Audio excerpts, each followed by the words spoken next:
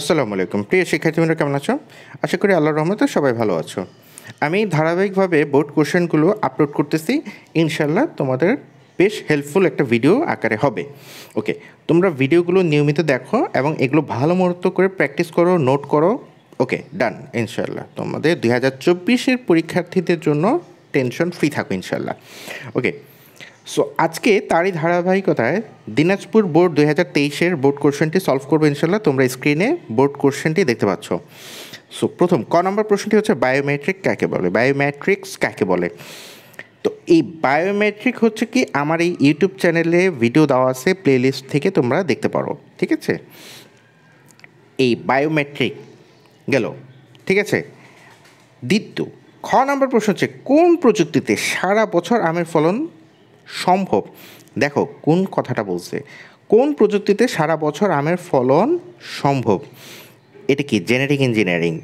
এই জেনেটিক ইঞ্জিনিয়ারিংয়ের মাধ্যমে কি হয়, ডিএনএর পরিবর্তন করে ফেলা হয়। তাহলে যেই আম সিজনাল আম, যেমন এখন আমের সিজন চলতেছে গ্রীষ্মকাল, এই গরমের সিজনটাতে আমের ফলন হয়। কিন্তু আমি যদি আরও উন্নত প্রযুক্তি তৈরি করতে পারি, উন্নত প্রযুক্তি ব্যবহার করতে পারি, তাহলে সেই ক্ষেত্রে কী হবে, এই আমের ফলনটা সারা বছর হবে।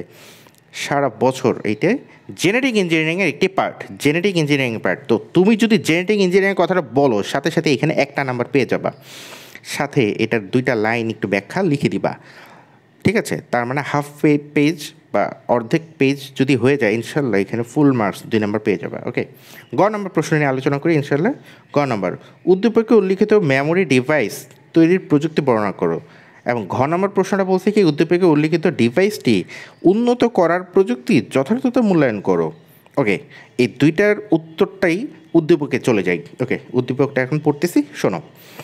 একজন যন্ত্র প্রকৌশলী বিশেষ প্রযুক্তির মাধ্যমে একটি মেমোরি ডিভাইস তৈরি করেছেন, খুব ভালো কথা, যা আকারে খুব ছোট কিন্তু তথ্য ধারণ ক্ষমতা বেশি। ন্যানো টেকনোলজির কথা বলবে।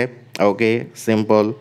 তিনি ডিভাইসটি উন্নত করার জন্য আরও একটি বিশেষ প্রযুক্তির সাহায্যে কাল্পনিক ত্রিমাত্রিক মডেল তৈরি, ভিআর, ভার্চুয়াল রিয়েলিটি। সো তার মানে হচ্ছে কি, নম্বর প্রশ্নটা কি বলছে, উদ্দীপকে উল্লিখিত মেমোরি ডিভাইস তৈরির প্রযুক্তি বর্ণনা করো। ওকে, ভালো কথা, ন্যানো টেকনোলজির কথা বলছে। সো তুমি যদি আমার ইউটিউব চ্যানেলের ধারাবাহিকভাবে প্রত্যেকটা পার্টের ভিডিও, এখানে প্রায় 10টা ভিডিও দেওয়া আছে পার্ট আকারে, তো পার্ট 1, 2, 3 এইরকম বিষয় না, প্রত্যেকটা নাম ধরে ধরে ভিডিও দেওয়া আছে। যেই নাম দেওয়া আছে ওই নামের রিলেটেড ভিডিওগুলো আপলোড করা আসছে। সো তোমাদের জন্য খুঁজতে কোনো অসুবিধা হবে না। চ্যাপ্টার 1-এর প্লেলিস্টে যাবা, সেখান থেকে প্রত্যেকটা টপিকের ভিডিও দেওয়া আছে ইনশাল্লাহ। খুব সহজ সুন্দর সাবলীলভাবে প্রত্যেকটা টপিক ধরে ধরে বলা আছে। যেমন এইখানে নম্বর প্রশ্নে কি বলছে, ন্যানো টেকনোলজি। ন্যানো টেকনোলজি বা ন্যানোটেক, পার্টিকেলগুলোকে খুব ক্ষুদ্র করা হয়, ছোট করা হয়। ছোট করলে কি হয়, জিনিসটার কার্যকারিতা অনেক বেড়ে যায়, জায়গা কম লাগে, অল্প জায়গায় অনেক ইফিসিয়েন্সি, অনেক কার্যকারিতা বৃদ্ধি করা যায়। সো সেটা হচ্ছে ন্যানো টেকনোলজি বা ন্যানোটেক। সো ওখানে উল্লেখ করেছি, এটা তোমাদের বইতেও আছে, 10⁻⁹ মিটার। তার মানে 1 ন্যানোমিটার হচ্ছে কি, অনেক ছোট, অনেক ছোট। 1 ন্যানোমিটার সমান সমান 10⁻⁹ মিটার। ওকে, এটা হচ্ছে নম্বর হয়ে গেল। নম্বর প্রশ্নটা কী বলছে, উদ্দীপকে উল্লিখিত ডিভাইসটি উন্নত করার প্রযুক্তি যথাযথ মূল্যায়ন করো। এই উন্নত করার প্রযুক্তিটা কী বলছে, লাস্টের লাইনটা দেখো, উদ্দীপকের লাস্টের লাইনটা দেখো। তিনি ডিভাইসটি উন্নত করার জন্য আরও একটি বিশেষ প্রযুক্তির সাহায্যে কাল্পনিক ত্রিমাত্রিক মডেল তৈরি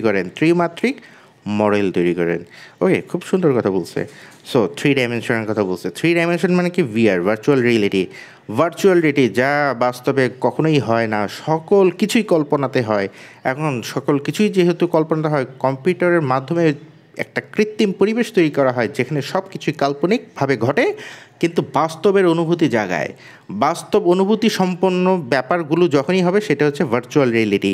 এই জিনিসটা উদ্দীপক পড়লেই তোমার মাথায় চলে আসবে। কারণ কি, তুমি ভার্চুয়াল রিয়েলিটি সম্পর্কে জানো, ভিআর, ভার্চুয়াল রিয়েলিটি হচ্ছে ত্রিমাত্রিক ধারণা তৈরি করে, কাল্পনিক ব্যাপার থাকে। তো সেই বিষয়গুলো হচ্ছে আমি যখন এই প্রত্যেকটা ভিডিও তৈরি করেছি পার্ট বাই পার্ট, সো ওখানে দেওয়া আছে, বিস্তারিতভাবে দেওয়া আছে। সো ইনশাল্লাহ ওই ভিডিওগুলো হচ্ছে খুবই হেল্পফুল, তোমরা বুঝতে পারবা। আর এখন তো আমি বোর্ড কোশ্চেনগুলো আপলোড করতেছি, যে কোশ্চেনের প্যাটার্ন কীরকম হচ্ছে। সো সেম প্যাটার্নের প্রশ্ন হবে 2024-এর, 25-এর, 26-এর ইনশাল্লাহ। ঠিক আছে, তো এই হচ্ছে দিনাজপুর বোর্ড 2023-এর বোর্ড কোশ্চেনটি নিয়ে একটু আলোচনা করলাম, তোমাদের জন্য উপকার হলো ইনশাল্লাহ। সো কমেন্ট সেকশনে জানাতে পারো, এছাড়াও হোয়াটসঅ্যাপে মেসেজ করে জানাতে পারো, ঠিক আছে? ভালো মন্দ ইনশাল্লাহ শেয়ার করবা। সো ওকে, আজকে এই পর্যন্তই রাখলাম। ওকে, সবাই ভালো থেকো। আসসালামু আলাইকুম।